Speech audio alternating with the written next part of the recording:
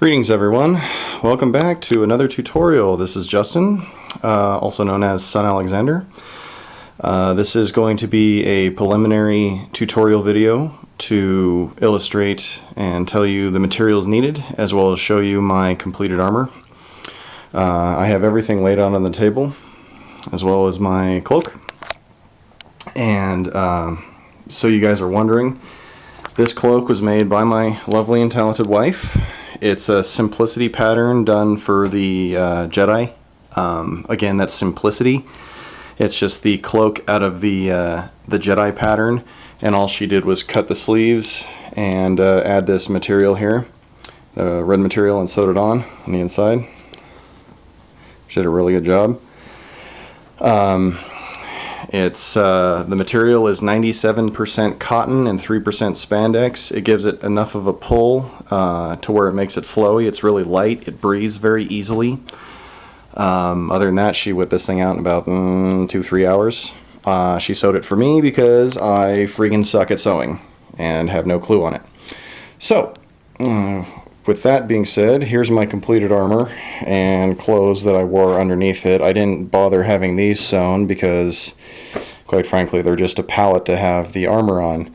One thing I need to tell you is be very careful on how you store your foam armor. I made the mistake of storing it in that blue tub right there on our way back from SAC Anime, and it got hot in the car and warped.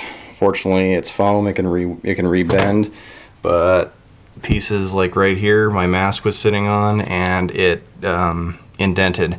I can fix it. It's just a matter of dry brushing over it. You'll never see it, or maybe I'll leave it. I haven't decided. It might kind of look cool, but be very careful. But this is my armor. I'll do a tutorial on each to show you how I did every single piece. This is the thigh plates. You got the chest guard here, and then on the back you just see straps and various other things. Shin plates 1 and 2, hand guards attached to the gloves, and codpiece, and then bracers. So that's my completed armor. Oh, I did some boot armor too, as well as heel plates on the very back, right there. So I'll go and show you each piece of that as the tutorials go along. But for now, the materials needed, I made all of the armor out of foam. So you'll need quite a bit of sheets of foam. This is the stuff right here. Hopefully you can see that, but it's Creatologic or Creatology foam sheet. I just got it at Michael's. They're like 89 cents or 89 cents or something like that a sheet. You'll probably go through 25 of them, depending on how many times you mess up. You'll need buckles, and they sell them in various sizes. I use mostly small size. But I got a variety of them. You get them in the camping section at Walmart. You need nylon strap, and by the way, these buckles are really cheap. They're about $1 for a pack. Also, for $1.49, I believe, you can get the buckles and straps. So that's what these are. These are just cut straps, but they come in 3 feet and 6 feet sections, usually with this on them. They're about $1.49. You'll need a lot of Velcro. I prefer industrial strength. Measuring stick, as well as the tape, glue gun, the prop maker's best friend, sharp thingy. Yeah, you need an X-Acto knife. Pencil. You also need cardstock. I don't have any sitting here, but just get the really big sheets. Very important. The other foam you'll need, you can get this at Walmart too. This is the remnants of a camping pad. Again, you find it in the camping section. I got it for like $7 or $8. You'll only need it for one section. I bought a whole bunch of these at first. This is 1/2 inch. You can also use the other mats and things like that, but this is really cheap. This is going to be a kind of a base for it. And then this roll right here is 1/8 of an inch foam of the same stuff as the 1/4 inch, but it comes in a really big sheet, and I just threw it at my cat because he's being annoying. Heat gun. Standard Wagner heat gun. You can get them in various things. That's like 1200 degrees or something like that. And then for the belt, this is literally the same kind of buckles and Velcro, or not Velcro, the same kind of buckles and straps that you get from Walmart. It's just the really big one. I did not alter it at all. I just dry brush painted it. So this is just silver with a coating on it. No other alterations except for these things right here, which help secure the thigh plates, which I'll get into it later. And you need a stuffed turtle. Wait, what the hell? You don't need that. So you do need dry brush and silver acrylic for the painting. The last thing you need is your templates. And there's a couple folks, or one person in general, in specific I should say, that sells these on the replica prop forums, the RPF. This is the template picture. I didn't buy it from him. I'm cheap, and I wanted to do it myself. So literally everything you see here on this picture, I did myself. All of it is eyeballed, which means that you can do it.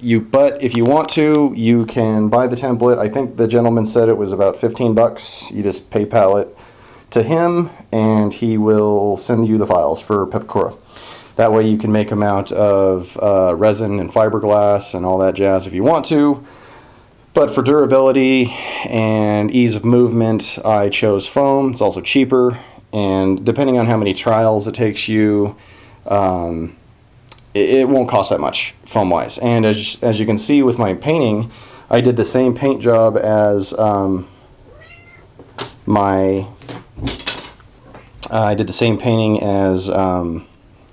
mask. So I made it all look the same. It's all weathered. I think it gave it a really nice look. Oh, last thing you need, glue. You need lots of glue sticks. These are the super-sized ones because I have a really big glue gun. Oh, bigger is better. And you can use a smaller glue gun, it's fine. But we'll get into that as time goes on. Down here is the remnants of my first attempts. Bracers, shin guards, helmet. Oh, and here's a fun thing. This originally was going to be the ab plate section. The cod piece was going to attach here, and the chest piece was going to attach up here. Problem was I'm fat and I couldn't breathe. So yeah, I got rid of that piece. But if you want to, I made it out of 1/8 of an inch foam. I don't really think it's necessary. It really restricts movement, and honestly, it was a detail that was not really needed in my final product.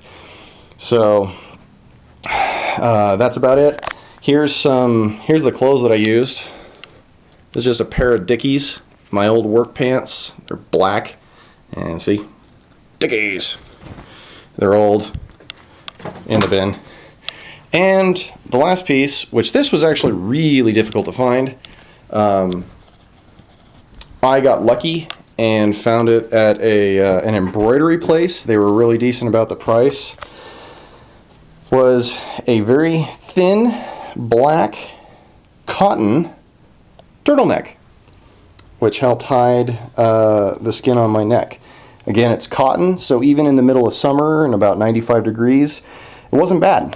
The only place on this costume that was really hot was the mask.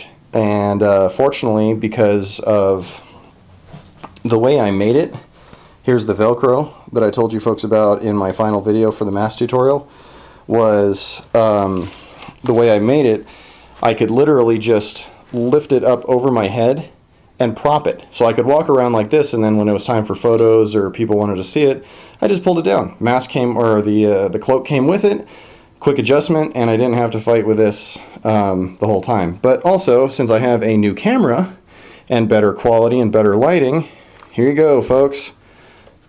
This is my completed mask that went along with the with all the armor. So there it is, the whole thing.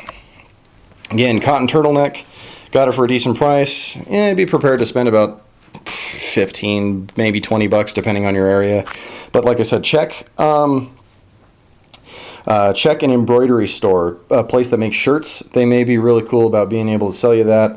Oh, another fine detail that you might need. This is a CoverTech cell phone clip. This is used to hook your lightsaber to your belt. If you bought it from Ultra Sabers, for a $10 commission before they send it to you, they can hook on that little CoverTech wheel so you can put the lightsaber on your belt. Downside is, if you do what I did and spent $300 and purchased the Warglaive, it's really long.